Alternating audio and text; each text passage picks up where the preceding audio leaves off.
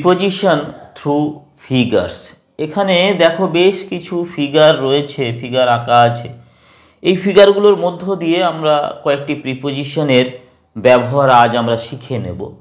দেখো এখানে একটা বক্স রয়েছে, বক্সের মধ্যে একটা বলকে আঁকা রয়েছে।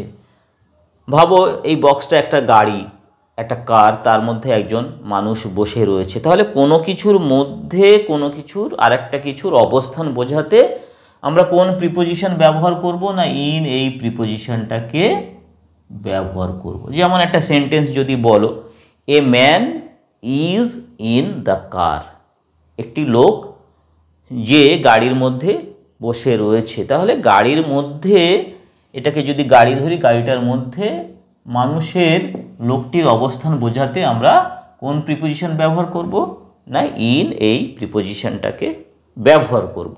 তো চলো এর পরের ফিগারটা আমরা দেখি। বক্সের সঙ্গে বলটাকে একদম টাচ করে এই ফিগারে রাখা হয়েছে। তাহলে কোনো একটা কিছুর উপরে আর একটা কিছু এরকম টাচ করে থাকবে, একদম স্পর্শ করে থাকবে উপরিভাগে। এরকম অবস্থানকে বোঝাতে আমরা কোন প্রিপোজিশনের ব্যবহার করব, অন। অন এই প্রিপোজিশনকে আমরা ব্যবহার করব। যেমন a book is on the table, there is a book on the table.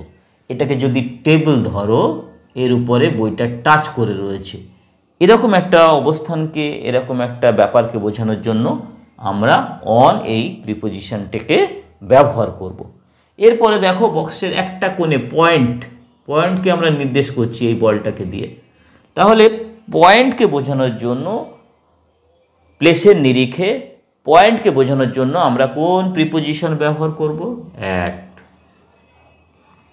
A man is waiting at the station, একটি লোক স্টেশনে ওয়েট করছে। এ man is waiting at the station, অর্থাৎ স্টেশনের একটা পয়েন্ট এরকম একটা ছোট্ট একটা প্লেসে সে ওয়েট করছে। তারপরে দেখো বলটা বক্সের কিছুটা উপরে বলটাকে আমরা রেখেছি এই বক্সের। এরকম একটা অবস্থানকে বোঝাবো যে কিছুটা উপরে, এরকম অবস্থানকে বোঝাতে আমরা ওভার এই প্রিপোজিশনকে ব্যবহার করব। ওভার, কিছুটা উপরে, বক্সের কিছুটা উপরে বলের ছবিটা আঁকা আছে দেখো। যদি একটা সেন্টেন্স ধরো, the birds are flying over the car, যে গাড়িটা ছিল তার কিছুটা উপর দিয়ে পাখিগুলো উড়ে যাচ্ছে। The birds are flying over the car. এরপরে দেখো বক্সের অনেকটা উপরে আমরা বলের অবস্থানটাকে, সার্কেলের অবস্থানটাকে রেখেছি।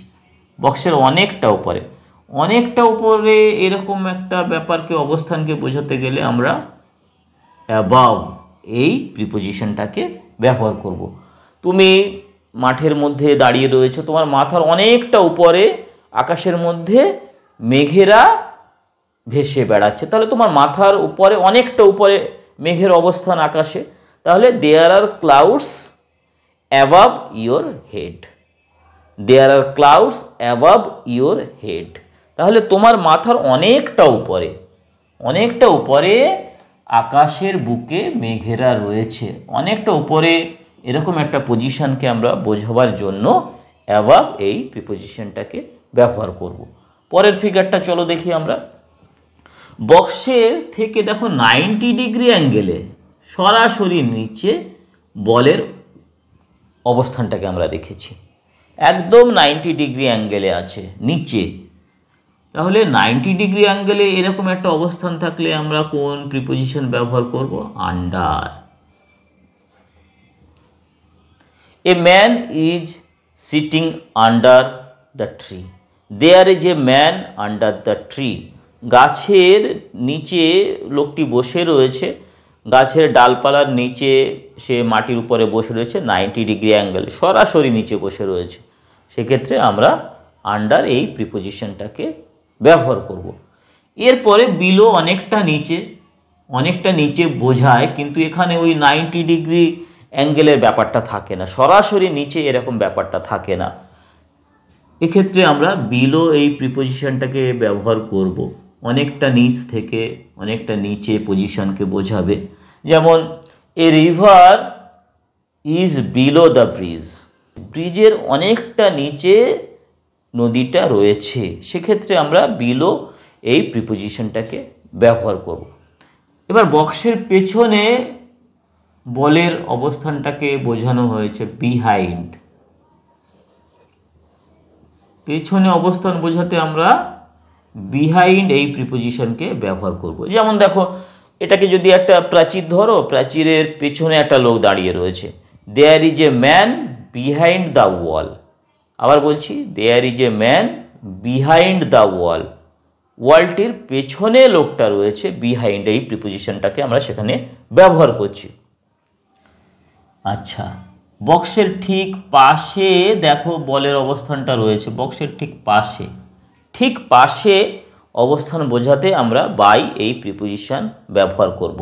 এ man is by the car, গাড়িটার পাশে একটা মানুষ দাঁড়িয়ে রয়েছে। A man is by the car, by এই প্রিপোজিশনকে আমরা ব্যবহার করব। দুয়ের মধ্যে অবস্থান তোমরা সবাই জানো, বিটুইন। দুইয়ের মধ্যে, এই দুজনের মধ্যে দেখো দুটো বক্সের মাঝখানে বলটা রয়েছে, 1 2, দুইয়ের মাঝখানে, দুইয়ের মধ্যে between. Divide the mangoes between the boys, between the two boys, between the boys অর্থাৎ দুটো, বিটুইন দ্য টু বয়েজ দুটো ছেলের মধ্যে ভাগ করে দাও, ডিভাইড করো। এখানে দেখো 1 2 3 4, দুইয়ের অধিক, 4 5 6 10 12 20 হতে পারে। Divide the mangoes among the boys, দুইয়ের বেশি বোঝাচ্ছে। Divide the mangoes among the boys, ছেলেগুলোর মধ্যে আমগুলোকে ভাগ করে দাও। তাহলে দুইয়ের মধ্যে হলে বিটুইন, দুইয়ের বেশি হলে অ্যামাং। এরপরে দেখো অ্যারো চিহ্ন দিয়ে, আগে তো আমরা বল দিয়ে, বৃত্ত দিয়ে, সার্কেল দিয়ে বুঝছিলাম, এবার একই বক্স থাকছে কিন্তু এবার অ্যারো এসছে।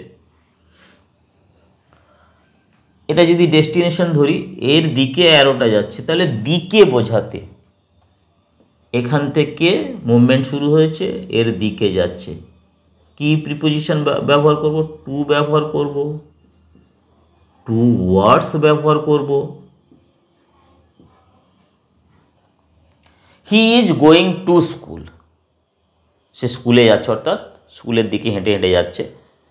হি is going towards market, he is running towards market, সে বাজারের দিকে দৌড়াতে দৌড়াতে যাচ্ছে, টুয়ার্ডস দিকে।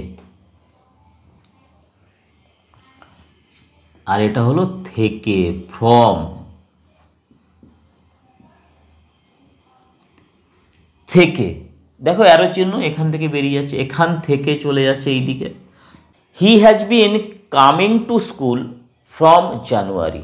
আবার বলছি, he has been coming to school from January, সে স্কুলে আসছে জানুয়ারি মাস থেকে। এরপরে দেখো এই অ্যারোটা বাইরে থেকে ভিতরে প্রবেশ করছে বক্সের মধ্যে, বাইরে থেকে ভিতরে গতি বোঝাতে আমরা ইনটু এই প্রিপোজিশনের ব্যবহার করব। বাইরে থেকে ভিতরে গতি, বাইরে থেকে ভিতরে গতি বোঝাতে আমরা ইনটু এই প্রিপোজিশনের ব্যবহার করব। যেমন a frog jumped into the pond, তাহলে ব্যাঙটা সে বাইরে ছিল, থেকে লাফিয়ে পুকুরের মধ্যে, সে পন্ডের মধ্যে সে প্রবেশ করলো। আবার বলছি, a frog jumped into the pond, বাইরে থেকে ভিতরে গতি, আর ভিতর থেকে বাইরে out of. Please get the purse out of the drawer. আবার বলছি, please get the purse out of the drawer. এরপরে দেখো বক্সের মধ্যে আড়াআড়ি এই তীরটাকে দেখানো হয়েছে, অ্যারোটাকে দেখানো হয়েছে, অর্থাৎ আড়াআড়ি মুভমেন্ট হবে, আড়াআড়ি যাবে, অ্যাক্রস অ্যাক্রস। আড়াআড়ি গতি বোঝাতে আমরা অ্যাক্রস এই প্রিপোজিশনটাকে ব্যবহার করে থাকি। Don't run across the road, don't run across the street, যে রাস্তাটা রয়েছে তার আড়াআড়ি দৌড়াবে না। এরপরে অ্যারোটাকে দেখো বক্সের সমান্তরালে নিয়ে যাওয়া হয়েছে, ধার বরাবর গতি। He is walking along the road, আবার বলছি he is walking along the road, রোডের ধার বরাবর সে হেঁটে চলেছে, হেঁটে যাচ্ছে। আর এটা কি না, থ্রু, মধ্য দিয়ে, এর মধ্য দিয়ে যাচ্ছে,